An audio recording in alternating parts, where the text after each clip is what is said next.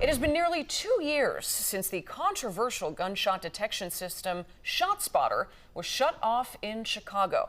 At the time, Mayor Brandon Johnson vowed to replace it with a better system.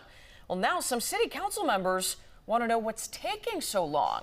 CBS News Chicago investigative reporter Megan DeMar here with the update and an answer to that question. Right, Marie. The Public Safety Committee did not get the answers that they were looking for. 20 months into the process, the city couldn't even provide a timeline for when the contract could be finalized with a new vendor. Meanwhile, Aldermen argued lives are at stake. He has said he wants a new gunshot detection system. So then where is it? Where is it? He made a promise. He needs to keep that promise. Taxpayers had spent roughly $50 million on the ShotSpotter system when Mayor Brandon Johnson canceled the contract. With that price tag, it was criticized for failing to result in a large number of arrests, prosecutions, or even evidence of a crime.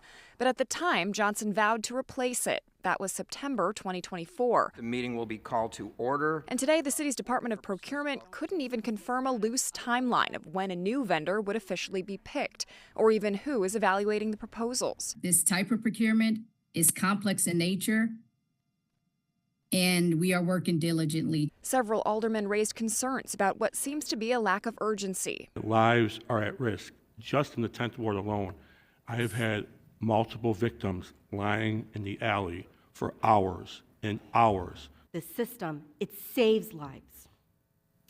How much longer do residents in the city have to wait for the implementation of a new system? 15 companies responded to a request for information, then 9 companies submitted a request for proposal, according to procurement. But the city said there's not much more they can share beyond that. This was a total waste of time, in my opinion. Their words and their actions are not lined up. You know, they're not acting as though they're serious. Public Safety Committee Chair Brian Hopkins said he's concerned that at the current pace, a new contract may not be approved in 2026. If anything, it confirmed that there is a lack of urgency. You know, they're not moving expeditiously.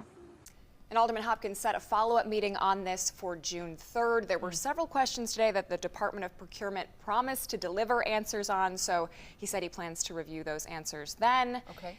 Hopefully shed a little bit more light on this very, very long and drawn-out process. Yeah, I know we'll be following that too. Megan, thank you.